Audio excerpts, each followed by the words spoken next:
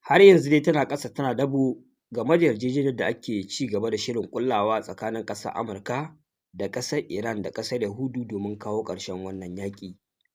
a duba da abubuwa da suke ƙara ɓullowa daga bisani wanda suke ƙoƙarin kawo cikas ko ma su kawo tangarɗa, musamman matakan da Firayim Ministan ƙasar Yahudu ya ɗauka na yin kunnen uwar shegu da ƙin yarda ya yi biyayya 100% a kan tsare-tsaren da ake ƙoƙarin gudanarwa domin a ga ƙura ta lafa. Kamar yadda kowa ya sani a cikin jerin yarjejeniyar da aka ƙulla, mataki na farko shi ne dakatar da yaƙin a gabaki ɗaya ƙasashen da aka fara wannan yaƙi, wato ƙasar Lebanon, Strait of Hormuz da Iran da dai Amurka da su kansu ƙasar Yahudu, wanda aka ji yana cewa duk da wannan yaƙi ya tsagaita an cimma wannan yarjejeniya, shi fa ba zai janye sojojin shi daga ƙasar Lebanon ba, misali guraren da suka mamaye kenan, yana nufin cewa wai dolen dole zai bar sojojin ƙasar Yahudu a cikin ƙasar Lebanon su ci gaba da operating har illa ma sha Allahu, kamar dai yadda ya yi a Palestine, kamar yadda ya yi a Syria, yanzu ma abin da yake nufi sojojinsu za su ci gaba da zama a cikin Lebanon kenan. Kun ga wannan akwai alamu na cewa akwai lauje cikin naɗi cikin wannan lamari, kuma yanzu abubuwa sun fara bayyana cewa abubuwan da ƙasar Yahudu take yi ba wai iya shawarar kanta ba ce kaɗai take yin waɗannan abubuwa, kamar makirci ne suke ƙullawa sai su zamana su masu baki biyu ne. A nan gefen ƙasar Yahudu ta rinƙa yin wani abu na daban, ƙasar Amurka ta zo kamar tana nuna ba ta jin daɗi, alhali kuma da haɗin baki shiryayyen lamari ne suka ƙulla a tsakaninsu suke zartar da shi ya tafi a haka. Babu ta yadda za a yi a ce an fara yaƙin nan ba kwa cikin ƙasar mutane, yanzu an cimma yarjejeniyar tsagaita wuta da dakatar da yaƙin gabaki ɗaya, ko kuma ku ce ba za ku cire sojojinku a cikin ƙasar mutane ba. Dole wannan wata manufa ce ta ƙarƙashin ƙasa, da akwai kuma haɗin bakin ƙasar Amurka a cikinta. Haka zalika inda kuma gizo ke saƙa shi ne inda ake ƙara samun wani sabon rikici shi ne game da Strait of Hormuz. Ƙasar Amurka tana cewa ai Iran ta yarda ta buɗe Strait of Hormuz ne za a ci gaba da wucewa ba tare da wani haraji ko misƙala zarratin da ƙasar Iran za ta riƙa karɓa ba, ma'ana Strait of Hormuz ya dawo free kamar yadda yake a farko kafin fara wannan yaƙi. A ɓangaren ƙasar Iran kuma wani abu yana fitowa na daban, cewa yarjejeniyar fa ba haka take ba, dolen dole yanzu Strait of Hormuz zai zamana ƙarƙashin ikon ƙasar Iran ne, dole akwai kuɗi da za ta ringa karɓa daga yanzu, ba zai zamana wannan Strait ɗin ya koma asali yadda yake kamar da kawai za ka zo ka wuce babu wata matsala, babu wanda zai ƙalubalance ka, babu wani abu makamancin haka ba. Yanzu wannan hanya dole ƙasar Iran za ta kasance tana da iko da ita, za ta kasance ita ce mai gadin wannan hanya, sannan kuma da ba wa jirage umarni su wuce lami lafiya ba tare da wani abu ya same su ba, ya zamana dai ƙasar Iran tana da future control na wannan hanya, wanda wannan future control ɗin ba zai zamana kawai for free ba ne, dole jirage za su rinƙa biyan wani abu wanda zai zamana cewa kamar ana ba su kulawa ne su wuce babu wata tangarɗa ko wata matsala, wanda wannan shi ne kuma wani ƙalubalen da ake ci gaba da fuskanta. Wani abin mamaki shi ne akwai hanyoyi ire-iren waɗannan na Strait of Hormuz ɗin da ake da su a faɗin duniya da suke bi ta wasu ƙasashe, amma ƙasashen Turawa sun yarda waɗannan ƙasashe su rinƙa karɓan haraji a kan waɗannan hanyoyi, amma yanzu da lamarin ya zo kan ƙasar Iran sai suka ƙi yarda saboda ƙasar musulmi ce. An ji shugaban ƙasar Faransa Emmanuel Macron an yi fira da shi bayan wannan yarjejeniya al'ummar duniya suna ta ci gaba da tsokaci a kanta, yana nashi tsokacin cewa fa yana ɗaya daga cikin waɗanda ba za su amince ƙasar Iran ta zamana cewa tana karɓan haraji a kan Strait of Hormuz ba, saboda wai idan ita ma ƙasar Iran ta shiga jerin ƙasashe da suke karɓan haraji, to abubuwan zai ma al'ummar duniya yawa, hanyoyi da dama ana karɓan wannan haraji, wanda ci gaba da wannan karɓan haraji zai iya ƙara ma abubuwa tsada a faɗin duniya, saboda haka ba za su yarda ƙasar Iran ta ci gaba da fara karɓan haraji a Strait of Hormuz ba. To me zai hana su ma sauran gurare da ƙasashe na Turawa ko na kafirai suke karɓan irin wannan haraji, kawai a cire harajin gabaki ɗaya a ce daga yanzu babu wata hanya irin wannan da za a ci gaba da karɓan haraji a kanta, domin a yi normalizing ɗin adalci, ya zamana cewa ba wai wata ƙasa ba ce kawai ta musulmi ake so a katange ta daga nuna iko da abin da yake mallakinta ne ko kuma a cikin ƙasarta ne, su kuma sauran ƙasashe a ce an bar su saboda suna da ɗaurin gindi su dinga karɓan harajin. Kun ga abin zai zamana wani iri kenan, amma sai suka nuna cewa a'a Iran ce kaɗai, su waɗannan hanyoyi da ake karɓan wannan haraji su za a bar su, amma Iran ce dai a yanzu ba ta isa ta dinga karɓan wannan haraji ba. Haka zalika batun maganar dala biliyan 300 da ƙasar Amurka ta ce za ta ba wa ƙasar Iran na reconstruction ɗin ƙasar Iran game da rushe-rushen da aka mata,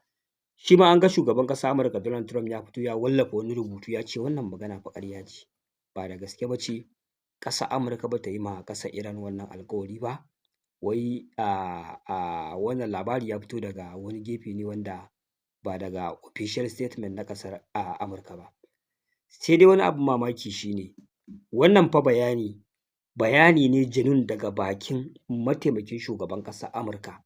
JD Vance, shi ma manema labarai suka yi fira da shi, duk wanda yake so ya tabbatar ya je ya ɗan yi searching a kan Facebook ko wata kafa game da wannan yarjejeniyar ta ba wa Iran dala miliyan 300 a matsayin kuɗin da za ta yi reconstruction ɗin ƙasarta. Directly ya gasgata wannan maganar, wanda ya ce da gaske ne za a ba wa ƙasar Iran wannan kuɗaɗe,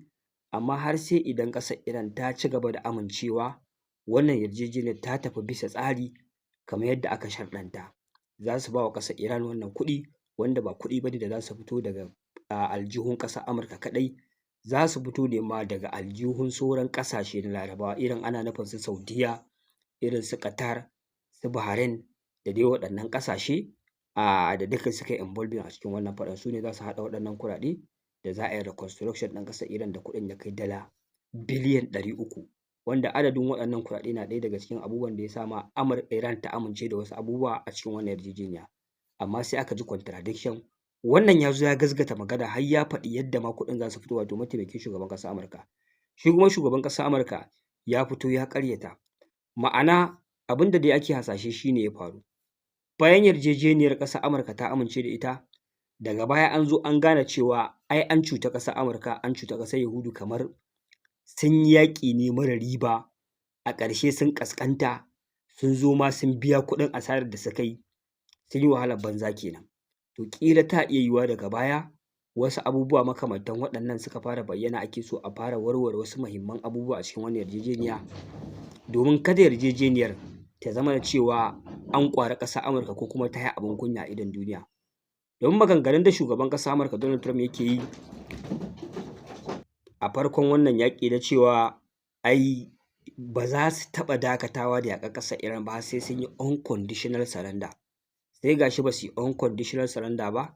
su ne ma a ƙarshe suka faɗi wasu muradai da mafi akasarinsu za su taimaki ƙasar Iran ne. Ƙasar Iran ta ga waɗannan muradai nata riba ne, bari ta karɓe su kawai yaƙi ya ƙare.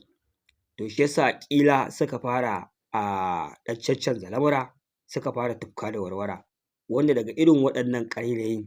da janye maganganu waɗanda aka yi a farko, sai ku zo ku ga kuma dil ya zo ya rushe gabaki ɗaya. Musamman abin da Firayim Ministan ƙasar Yahudu ya faɗi na cewa ba zai janye sojoji daga cikin ƙasar Lebanon ba, shi ma wannan wani babban ƙalubale ne da zai iya lalata wannan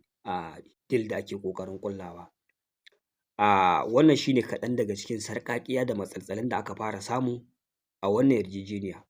Sai kuma ni mahangata yanzu, abin da na kalla ko kuma na karanta a wannan yaƙi, duk da ba a wannan bidiyon ya kamata in yi wannan sharhi ba, amma tsokaci ne ɗan ƙarin bayani kaɗan. Insha Allahu zan samu lokaci zan yi bidiyo na musamman game da darussa da na ɗauka sosai game da wannan yaƙi daga farkon farawar shi zuwa yanzu. Sai dai na fahimci wata gaɓa ƙwaya ɗaya, dolen dole idan musulmai suna so su yi nasara a faɗin duniya sai sun haɗa kansu. Kawai abin da na fahimta kenan a ƙarshe, ba ka isa kai nasara kai kaɗai ba, dole idan musulmai suna so su yi nasara a faɗin duniya sai sun dawo sun haɗa kansu. Musulmai suna da bambanci na aƙidu, wanda wannan bambanci na aƙidu shi ne abin da yake raba kawunansu, wanda yake sa ake nasara a kansu. Tabbas bambanci na aƙida babu wanda ya isa ya kawo ƙarshen shi, a haka duniya za ta tashi, ahalus sunna suna ahalus sunna, 'yan shi'a suna shi'a, 'yan ɗariƙu suna ɗariƙa, da dai sauran aƙidu daban-daban wanda ban lissafa ba. Amma abin da na fahimta, sai musulmai sun haƙura a sama sun amince sun haɗa kai a matsayinsu na musulmai, mataki na farko kenan. Sannan su ma sai sun zo sun kwaikwayi kafirai. Kafirai ba wanda ya kai su bambanci da saɓanin ra'ayi a faɗin duniyan nan, suna da rarrabuwar kai, bambanci na yare, bambanci na addini, bambanci na al'adu, bambanci na komai suna da shi. Amma saboda sun gane hanya ɗaya tilo kaɗai za su iya nasara a kan maƙiyansu a faɗin duniya, shi ne sai suka haƙura da waɗannan bambance-bambancen na yare, bambanci na al'adu, bambanci na addini, suka yi coalition suka haɗa kansu, suka zama under wani ƙarƙashin wani powerful force, wanda wannan powerful force ɗin yana nufin duk ƙasar ɗaya da ka afka ma a cikinsu to ka afka musu ne gabaki ɗaya, za su rama a kanka, ta yadda hakan ya sa suka zama gagara-badau. Misali, duka ƙasashen da suke cikin ƙasashen duniya da suke da makaman nukiliya duka-duka ƙwaya 9 ne, wasu suna Asiya, wasu suna America. Mu dama yankin Afirka ba mu da waɗannan ƙasan ma ko guda ɗaya. To misali, ƙasashen da suka zamana under ƙungiyar NATO ne fa, duk wani nau'in makami da wata ƙasa take da shi a ƙarƙashin ƙungiyar NATO,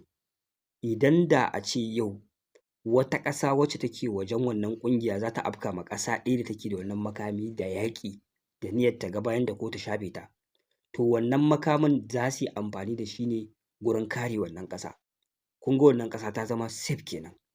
ko da ba ta da makamin nukiliya ba za ta ji tsoron wata ƙasa mai makamin nukiliya ba, domin attacking ɗinta da makamin nukiliya ne akwai ‘yar uwarta da take cikin wannan ƙungiyar da take da wannan makamin, ko kuma ma makamin ana sarrafa shi under control ɗin wannan ƙungiya ne, za su yi retaliation a kanka, dole you are safe har abada. Babu wanda ya isa ya zo maka karan tsaye saboda kana under umbrella na ƙungiyar NATO. To su kuma musulmai a duniyan nan sai aka raba kansu, ba sa ƙarƙashin wata inuwa ta addininsu ko ta yankinsu ma, mafi akasarinsu ‘yan yanki ɗaya ne. To ba ma sa ƙarƙashin wata ƙungiya ta force ta addininsu ko ta yankinsu. Misali a ce Gabas ta Tsakiya da Saudiya da Qatar da Bahrain da Oman da Egypt da Turkey da Iran ɗin, a ce duk da bambanci na aƙida da saɓani da suke da shi, a ce su ma sun zo sun yi military alliance, sun haɗa sojoji, sun tanaji makamai. Wannan kawai na kare ƙasashe ne da suke under control na addininmu. Duk wata ƙasa da wani abu makamancin hari na makamin nukiliya ko harin son zuciya da rainin hankali na mamayar ƙasa irin wanda ƙasar Yau take yi, mu za mu kare ta daga wannan abun. Da yanzu babu wata ƙasa ta musulmi a duniya da take fuskantar barazana ko ƙasƙancin da al'ummar musulmi za su yi kuka da hakan a faɗin duniyan nan. Amma me aka yi? Sai aka yi dabaru aka raba kansu, aka sa musu mummunar gaba, aka sa musu mummunar ƙiyayya, aka ƙi yadda su cire bambancin na aƙida su haɗe a sama under military alliance, amma a saka dokar kowace ƙasa ta je ta yi aƙidarta, ta yi addininta, babu wanda zai mata katsalandan ya tsoma mata baki. Haka ya kamata su yi.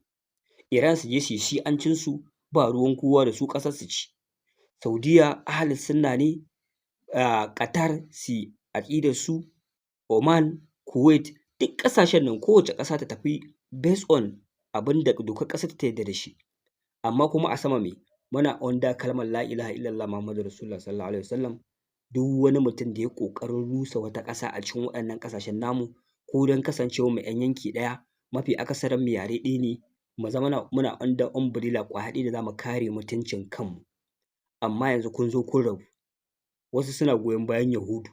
wasu suna goyon bayan Iran, ga ita kanta Yahudun tana bin ƙasar ku ɗaya bayan ɗaya tana muku cin karen mahaukaciya. Gobe a ce an gano wani shugaban Larabawa yana ƙoƙarin ƙera makamin nukiliya, a je a rusa ƙasar shi kamar yadda aka ma Saddam Hussein,